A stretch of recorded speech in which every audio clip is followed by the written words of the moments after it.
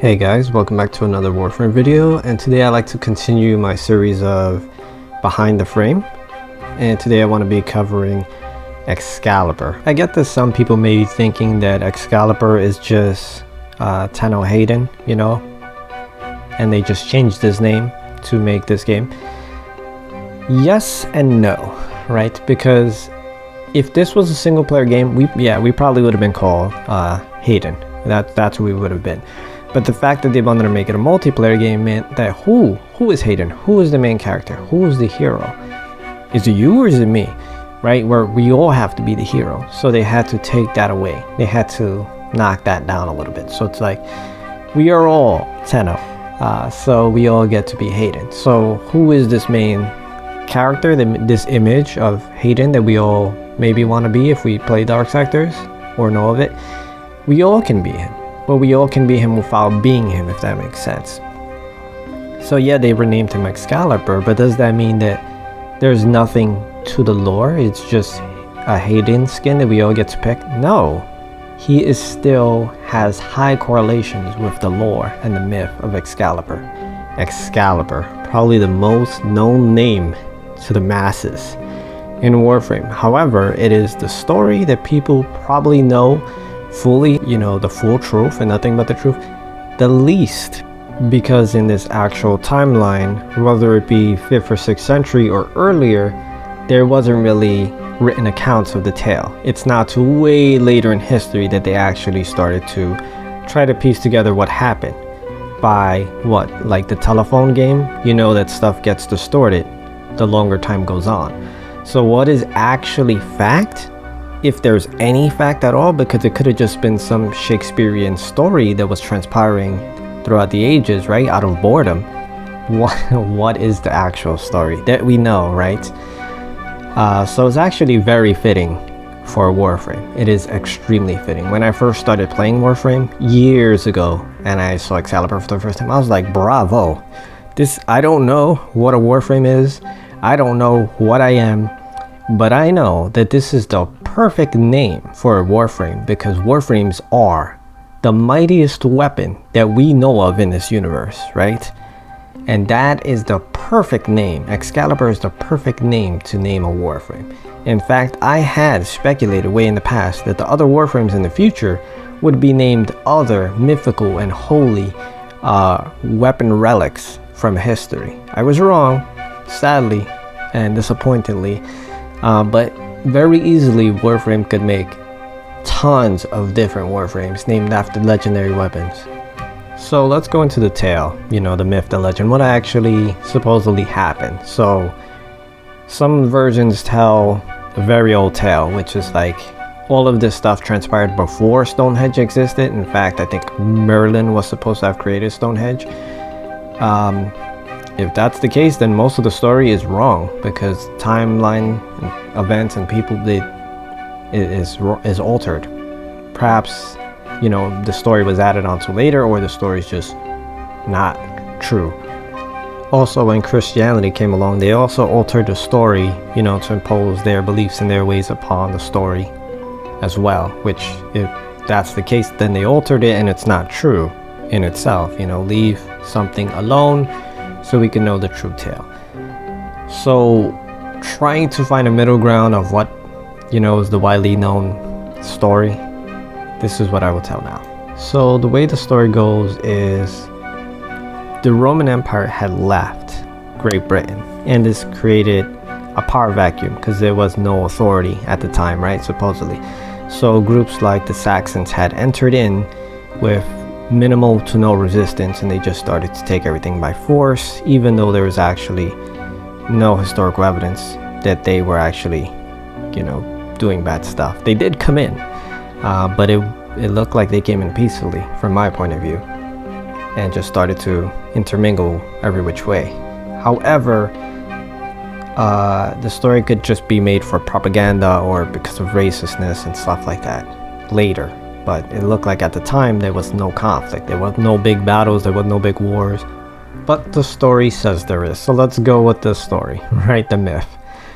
So these big bad guys, the Saxons, they're taking over everything, they're conquering everything. And what the people needed was unity. They needed a leader to organize them and to rebel and, you know, to actually give them victories, or actually even give them a fighting chance, to be honest. But none had existed. There was nothing.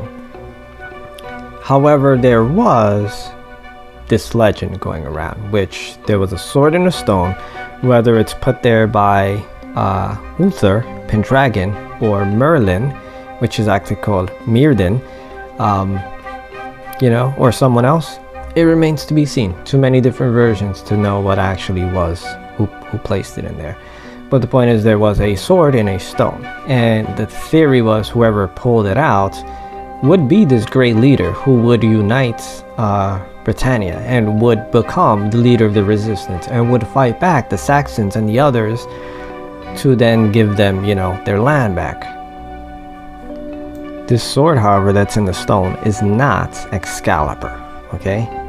The sword in the stone is just proof of provenance. It is showing that this is the heir of Uther Pendragon. This is who is supposed to be king. It is not Excalibur, like I'm saying. So whatever version of the story is told, Arthur comes along, pulls out the sword, and proves that he is heir. So I'm not going to go too into detail about Arthur and Myrddin and, you know, stuff like that, because this is really more about Excalibur and not about Arthur.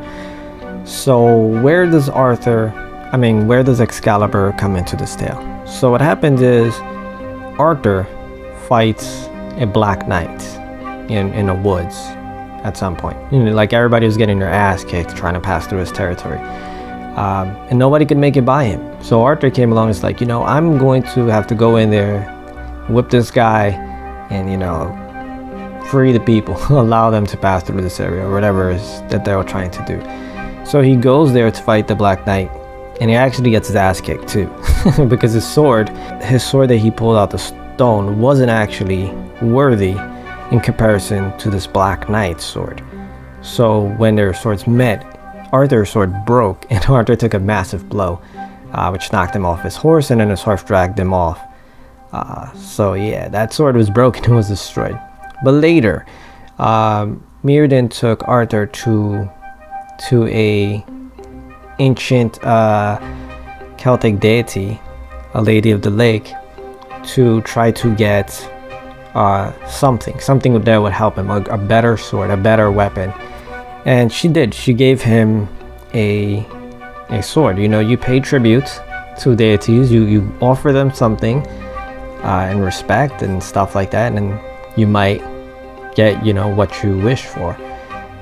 So she gave him a legendary sword.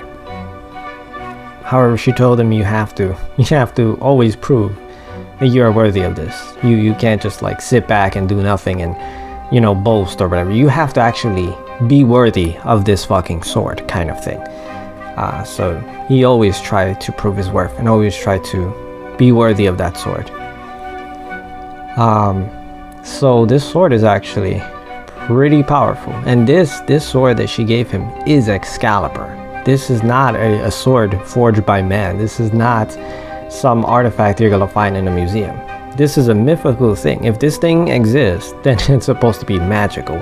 If this thing exists, then it may be proving that deities, at least Celtic deities, exist and stuff like that, right? But it can exist, because even by the story's account, the sword was returned to the lady in the lake at the end of Arthur's life.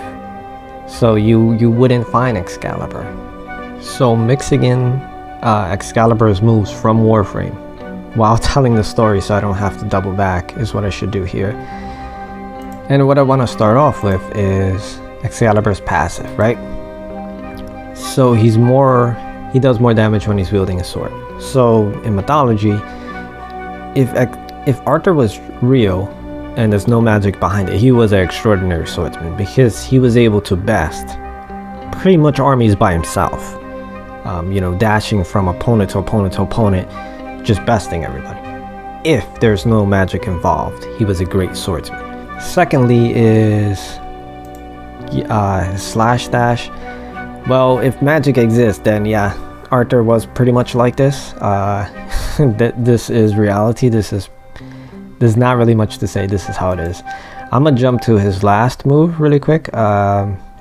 Exalted Blade, because Excalibur was magically speaking, it was supposed to be super bright like a lightsaber. It was supposed to glow. It was supposed to radiate holy energy, right? And it's blinding. So then you got the other move, what is it, radio blind. All of this is actually making sense to lore. Is actually even cut back, like it's less than the lore, because the lore makes Arthur and Excalibur seem like basically a god level superhero. Like he's able to move super fast. He's like the one swing of his sword downs, I don't know, like something like 400 people could be downed when he swings his sword. It is extremely powerful. This is not something that an ordinary person should be wielding. This is like god tier stuff. Or demigod stuff. And I know some people may be like, why does he have a javelin move at all when he's supposed to be about swords? Arthur does use javelin in probably his most important fight. Like everything was on the line here, and he lost his life for it, but it was worth it to him. So I think it was very important to add the javelin to his moveset. One missed opportunity here in Warframe, and which is the reason Arthur had died in the story at all, in the myth, is his scabbard. His scabbard was actually more powerful and more useful than the sword itself, as ridiculous as that may seem. Because you may be like, but that sword is super powerful, you could basically destroy armies by yourself. Yeah, however, you can still die with that sword. You could take an arrow in the back of the head or something, right? You still can die. However, the scabbard made you pretty much immortal. It had such high restoration values that you weren't able to shed a single drop of blood while holding it, while having it upon you. So technically you're regenerating your health so fast you can't even drop blood. Your wounds close that quickly. You're technically immortal. Why did Arthur lose this battle? Because Morgan, or Morgana, she stole the scabbard from him before that battle. It was a setup, and then he went into that battle and lost his life. So what they could do, or could have done in Warframe, and maybe they knew this and they left it out specifically because they thought you'd be too overpowerful, but it could have been that his passive, instead of being a great swordsman, it could have been that you have the scabbard and you constantly are regenerating health, a lot of health, but maybe that would have been too broken, especially for new players, because it would have been way too easy. So lore-wise, since you wield the mighty Excalibur, Excalibur Umbra is yours, right? Does that mean you are the king? You're the chosen one? You are the main hero. You're the king. A few things to note really quick. Excalibur was actually called Caliburn. The Stalker is not the Black Knight, just saying, even though it looks like Excalibur's nemesis or evil version, he can't be the Black Knight, because the Black Knight actually served Arthur, and Stalker's never going to serve us, right? He's never going to become a Knight of the Round Table. Galatine shouldn't have been an actual sword. It should have been a Warframe, just like Excalibur was a Warframe. The helmets. Avalon is the magical island, or the place where the magical entities live, like the Fae. And that is where Arthur's body was taken after his defeat, so he could be rejuvenated, resurrected one day, and become king in the future when he's needed again. Avalon is supposed to exist outside of the normal timeline. The next helmet is Mordred. That is actually the person who defeated him in the end. The person he shoved the javelin into, but he also got killed at the same time and took that. Well, he didn't get killed, but he got mortally wounded at the same time, which led to his death. Next helmet, the Pendragon. That is actually Arthur's last name, Pendragon, and his father's last name, Uther Pendragon.